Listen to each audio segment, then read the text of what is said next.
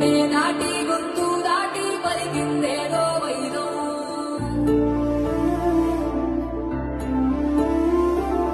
మూడు వారిన మనసులోనే పలికిందేదో ప్రాణం. కన్నుల్లో మేఘంపై పొంగిన ఆనందం, కాలంతో పరిహాసం చేసిన స్నేహం. భక్తుల